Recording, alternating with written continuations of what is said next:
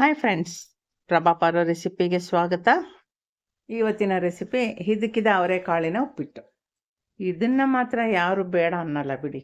ಎಂಥ ಉಪ್ಪಿಟ್ಟು ಬೇಡ ಅನ್ನೋರು ಹಿದಕ್ಕೆ ಬೇಳೆ ಹಾಕಿದ್ದೀರಾ, ಆಹಾ ಚೆನ್ನಾಗಿರುತ್ತೆ ಹಾಗಾದರೆ ಅಂತಾರೆ. ಆದರೆ ನಾನಿಲ್ಲಿ ಇನ್ನೂ ಸ್ವಲ್ಪ ವಿಶೇಷವಾಗಿ ಮಾಡಿದ್ದೀನಿ. ಅದೇನಂತ ನೀವು ಪೂರ್ತಿ ವಿಡಿಯೋ ನೋಡಿದಾಗ ನಿಮಗೆ ಗೊತ್ತಾಗುತ್ತೆ. ಬನ್ನಿ ವಿಡಿಯೋ ಶುರು ಮಾಡೋಣ. ನಾನಿಲ್ಲಿ ಒಂದು ಅರ್ಧ ಈರುಳ್ಳಿ, 2 ಹಸಿಮೆಣಸಿನ್ಕಾಯಿ, ಒಂದು ಅರ್ಧ ಇಂಚು ಶುಂಠಿ ಕತ್ತರಿಸಿಟ್ಕೊಂಡಿರೋದು, ಹಾಗೆಯೇ ಒಂದು ಅರ್ಧ ಕಪ್ಪಷ್ಟು ಹಿದಕಿದ ಅವರೆಕಾಳು, ಒಂದು ಸ್ವಲ್ಪ ಕೊತ್ತಂಬರಿ ಸೊಪ್ಪು ಇಟ್ಕೊಂಡಿದ್ದೀನಿ. ಹಾಗೆಯೇ ಅರ್ಧ ಕಪ್ಪು ರವೆ, ಅರ್ಧ ಕಪ್ಪು ಶಾವಿಗೆ, ಅರ್ಧ ಕಪ್ಪು ಮೊಸರು ಚೆನ್ನಾಗಿ ಗ್ರೈಂಡ್ ಮಾಡಿ ಇಟ್ಕೊಂಡಿದ್ದೀನಿ ಮೊಸರನ್ನ. ಈಗ ಸ್ಟವ್ ಮೇಲೆ ಒಂದು ಪಾತ್ರೆ ಇಟ್ಟು, ಪಾತ್ರೆ ಕಾದಿದ್ಮೇಲೆ ಅದಕ್ಕೆ 2 ಸ್ಪೂನಷ್ಟು ಎಣ್ಣೆ ಹಾಕ್ತಾಯಿದ್ದೀನಿ. ಎಣ್ಣೆ ಕಡಿಮೆ ಆಗಿರೋದ್ರಿಂದ ಪಾತ್ರೆನ ಟಿಲ್ಟ್ ಮಾಡಿ ಈ ಥರ ಸುತ್ತು ಕಡೆ ಹರಡೋ ಹಾಕಿ ಮಾಡ್ಕೊಳ್ತಾ ಇದ್ದೀನಿ. ನಾನಿಲ್ಲಿ ಹಸಿಮೆಣಸಿನ್ಕಾಯಿ, ಈರುಳ್ಳಿ, ಶುಂಠಿ, ಕಾಳು, ಕೊತ್ತಂಬರಿ ಸೊಪ್ಪು ಎಲ್ಲ ಸೇರಿಸಿ ಒಟ್ಟಿಗೆ ಹುರಿತಾ ಇದ್ದೀನಿ. ನೀವು ಅಂದ್ಕೊಳ್ತೀರ ಈರುಳ್ಳಿ, ಶುಂಠಿ, ಹಸಿಮೆಣಸಿನ್ಕಾಯಿ ಎಲ್ಲ ಹುರಿದ್ಬಿಟ್ಟು ಆಮೇಲೆ ಕಾಳು ಹಾಕ್ಬೋದಿತ್ತಲ್ವ ಅಂತ. ಅಷ್ಟೊತ್ತಿಗೆ ಈರುಳ್ಳಿ ಎಲ್ಲ ತುಂಬಾ ಮೆತ್ತಕ್ಕಾಗ್ಬಿಡುತ್ತೆ. ಅದಕ್ಕೋಸ್ಕರ ನಾನು ಹೀಗೆ ಮಾಡ್ತಾಯಿದ್ದೀನಿ. ಹೀಗೆ ಮಾಡೋದ್ರಿಂದ ಎಲ್ಲ ಈವನಾಗಿ ಬೆಂದ್ಕೊಳುತ್ತೆ. ಈಗ ಮುಚ್ಚಳ ಮುಚ್ಚಿ ಹಬೆನಲ್ಲಿ ಒಂದು 2 ನಿಮಿಷ ಬೇಯಲಿ. ಅದು ಮೇಲೊಂದು ಸ್ವಲ್ಪ ಉಪ್ಪು ಉದುರಿಸ್ಕೊಂಡ್ಬಿಡ್ತೀನಿ. ಒಂದು ಅರ್ಧ ಚಮಚ ಅರಿಶಿಣದ ಪುಡಿನೂ ಹಾಕ್ತೀನಿ. ಎಲ್ಲ ಸ್ವಲ್ಪ ಚೆನ್ನಾಗಿ ಮಿಕ್ಸ್ ಮಾಡಿಬಿಟ್ಟು ಮತ್ತೆ ಮುಚ್ಚಳ ಮುಚ್ಚಿಡೋಣ, ಕಾಳು ಸ್ವಲ್ಪ ಮೆತ್ತಗಾಗಲಿ ಅಂತ. ಈಗ 2 ನಿಮಿಷ ಆಗಿದೆ. ಇದು ಫ್ರೈಡ್ ಅನಿಲ್ ಶಾವಿಗೆ, ಯಾವುದಾದ್ರೂ ಶಾವಿಗೆ ಆಗುತ್ತೆ, ಹುರಿದಿರೋ ಶಾವಿಗೆ ಆಗಿರಬೇಕು. ನಾನು ಹುರಿದಿರೋ ಶಾವಿಗೆ ಇದು ಹಾಕಿದ್ದೀನಿ. ಜೊತೆಗೆ ಹುರಿದಿರೋ ರವೆನೂ ಹಾಕ್ತಾಯಿದ್ದೀನಿ. ಎಲ್ಲ ಸೇರಿಸಿ ಮಸಾಲೆ ಜೊತೆನಲ್ಲಿ ಒಂದು ಸತಿ ಚೆನ್ನಾಗಿ ಕೆದಕ್ಕೊಳ್ಳೋಣ ಸೌಟಲ್ಲಿ.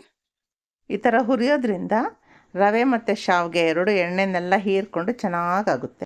ನಾವು ರುಬ್ಬಿಟ್ಕೊಂಡಿದ್ದೀವಲ್ಲ ಮೊಸರು, ಅಂದರೆ ಮಿಕ್ಸಿಗೆ ಹಾಕಿ ಚೆನ್ನಾಗಿ ಮಜ್ಜಿಗೆ ಥರ ಅದನ್ನು ಗ್ರೈಂಡ್ ಮಾಡ್ಕೊಂಡಿರಬೇಕು, ಅದನ್ನು ಹಾಕ್ಕೊಳ್ತಾ ಇದ್ದೀನಿ. ಇಲ್ಲಿ ಮೊಸರು ಯಾವ ಲೆಕ್ಕದಲ್ಲಿ ಹಾಕಬೇಕು ಅಂದರೆ ಅರ್ಧ ಕಪ್ ರವೆ, ಅರ್ಧ ಕಪ್ಪು ಶಾವಿಗೆ ಹಾಕಿರೋದ್ರಿಂದ 1 ಕಪ್ ಆಯಿತು. 1 ಕಪ್ಗೆ 1.5 ಕಪ್ಪಷ್ಟು ನೀರು ಇಡಬೇಕು. ನಾನಿಲ್ಲಿ ಅರ್ಧ ಕಪ್ ಮೊಸರು ಹಾಕಿದ್ದೀನಿ. ಈಗ 1 ಕಪ್ ನೀರು ಹಾಕ್ತಾಯಿದ್ದೀನಿ. ಎಲ್ಲ ಚೆನ್ನಾಗಿ ಮಿಕ್ಸ್ ಮಾಡಿ ದಮ್ ಮಾಡೋಣ. ಮಧ್ಯದಲ್ಲಿ ಒಂದು ಸತಿ ತೆಗೆದು ನೋಡ್ತಾ ಇರಬೇಕು, ಇಲ್ಲಾಂದರೆ ಸೀದೋಗ್ಬಿಡುತ್ತೆ. ನಿಮ್ಮದು ರವೆ ಯಾವುದೋ ರವೆ ಹಾಕಿರ್ತೀರೋ ಅದ್ರ ಮೇಲೆ ಡಿಪೆಂಡ್ ಆಗುತ್ತೆ. ನಾನಿಲ್ಲಿ ಉಪ್ಪಿಟ್ಟು ರವೆನೇ ಹಾಕಿರೋದ್ರಿಂದ ಸೀದೋಗೋ ಚಾನ್ಸಸ್ ಇಲ್ಲ. ನಾನು ಕರೆಕ್ಟಾಗಿ ಹಾಕಿದ್ದೀನಲ್ಲ ಅದಕ್ಕೆ. ನೋಡಿ, ಅಕಸ್ಮಾತ್ ಸ್ವಲ್ಪ ನೀರು ಜಾಸ್ತಿ ಇದ್ದರೂ ಪರವಾಗಿಲ್ಲ, ಬೆಂದ್ಕೊಳ್ತಾ ಅದು ಚೆನ್ನಾಗಿ ಸೋಜಿ ಮತ್ತು ಶಾವಿಗೆ 2 ಅರಳುತ್ತೆ. ನಿಮಗೆ ಆ ಥರ ನೀರು ಜಾಸ್ತಿ ಅನಿಸಿದ್ರೆ ಈ ಥರ ಪ್ಲೇಟ್ನ ಸ್ವಲ್ಪ ಹಿಂಗೆ ಹಬೆ ತೆಗೆದು ಇಟ್ಬಿಟ್ರೆ ನೀರೆಲ್ಲ ಆವಿಯಾಗಿ ಹೋಗುತ್ತೆ. ನೋಡಿ, ನಂಗೆ ಸ್ವಲ್ಪ ನೀರು ಜಾಸ್ತಿನೇ ಆಗಿದೆ ಅನ್ನಿಸ್ತಾ ಇದೆ, ಬಟ್ ಚೆನ್ನಾಗಾಗಿದೆ. ನೋಡಿ, ಇನ್ನೊಂದು 2 ನಿಮಿಷ ದಮ್ ಮಾಡೋಕ್ಕೆ ಬಿಟ್ಬಿಟ್ರೆ ಎಲ್ಲ ಆವಿಯಾಗಿ ಸರಿ ಹೋಗ್ಬಿಡುತ್ತೆ. ಉಪ್ಪಿಟ್ಟನ್ನು ಉದುರಾಗಬೇಕು ಅನ್ನೋರಿಗೆ 1.5 ಕಪ್ಪು ಬದಲಿಗೆ 1 ಕಪ್ಪೇ ಹಾಕ್ಕೊಳ್ಳಿ. ಅರ್ಧ ಕಪ್ ಮೊಸರು, ಅರ್ಧ ಕಪ್ ನೀರು ಹಾಕ್ಕೊಳ್ಳಿ. ಇಲ್ಲ ಉಪ್ಪಿಟ್ಟು ಸ್ವಲ್ಪ ಸಾಫ್ಟಾಗೇ ಬೇಕು ಅನ್ನೋರು 1.5 ಕಪ್ ಹಾಕ್ಕೊಳ್ಳಿ. ನನಗೆ ಉಪ್ಪಿಟ್ಟು ಸಾಫ್ಟಾಗಿದ್ರೇ ಇಷ್ಟ ಆಗೋದು. ಈ ಥರ ಮಾಡ್ಕೊಂಡು ತಿನ್ನೋದ್ರಿಂದ ಬಾಯಿಗೂ ರುಚಿಯಾಗಿರುತ್ತೆ, ಹಾಗೆ ಹೊಟ್ಟೆಗೂ ಹಗುರವಾಗಿರುತ್ತೆ. ಇದ್ರ ಮೇಲೆ ಒಂದು ಚಮಚ ತುಪ್ಪ ಹಾಕ್ಕೊಂಡು ಮೊಸರು ಜೊತೆಗೆ ಚೌ ಹಾಕ್ಕೊಂಡು ತಿಂತಾಯಿದ್ರೆ ನಡಿ ನಾ ಬರ್ತೀನಿ ಅನ್ನತ್ತೆ. ನೀವು ಯಾರೆಲ್ಲ ಮೊಸರು ಚೌ ಜೊತೆಗೆ ಉಪ್ಪಿಟ್ಟು ತಿಂತೀರಾ ಅಂತ ನನಗೆ ಕಮೆಂಟ್ ಬಾಕ್ಸಲ್ಲಿ ತಿಳಿಸಿ. ನನಗೆ ಉಪ್ಪಿಟ್ಟು ಜೊತೆಗೆ ಮೊಸರು ಅಂದರೆ ತುಂಬ ಒಳ್ಳೆ ಕಾಂಬಿನೇಷನ್ನು, ಒಂಥರ ಚೆನ್ನಾಗಿರುತ್ತೆ. ಈ ಕಡೆ ಉಪ್ಪಿಟ್ಟು ಲೈಕ್ ಪೊಂಗಲು ಎಲ್ಲ ಹಂಗೆ ಅನಿಸುತ್ತೆ. ಉಪ್ಪಿಟ್ಟನ್ನ ಹಾಗೆ ಸೌಟಿಂದ ತೆಗೆದು ತಪ್ಪಕ್ಕಂತ ಹಾಕಿದ್ರೇ ಬೇರೆ ಟೇಸ್ಟು, ಈ ಥರ ಮೋಲ್ಡ್ ಮಾಡಿ ಹಾಕಿದ್ರೇ ಬೇರೆ ಟೇಸ್ಟ್ ಬರುತ್ತೆ ಅಂತ ನಂಗನ್ಸುತ್ತೆ. ನಿಮ್ಗೇನು ಅನಿಸುತ್ತೆ ತಿಳಿಸಿ. ನೋಡಿ, ಉಪ್ಪಿಟ್ಟು ಮಧ್ಯದಲ್ಲೇ ಶಾವಿಗೆ ಎಲ್ಲ ಹೀಗೆ ಸಣ್ಣಗೆ ದಾರ ಥರ ಖುಷಿ ಆಗುತ್ತೆ ನನಗೆ. ಒಬ್ರಿಗೆ ಖುಷಿ ಆದರೆ ಕೆಲವ್ರಿಗೆ ಅನಿಸುತ್ತೆ, ಪರವಾಗಿಲ್ಲ. ಮೇಲೊಂದು ಸ್ಪೂನು ತುಪ್ಪ ಹಾಕ್ಕೊಳ್ತಾ ಇದ್ದೀನಿ. ಸ್ವಲ್ಪ ಚೌ ಹಾಕ್ಕೊಳ್ಳಿ ಜೊತೆಗೆ.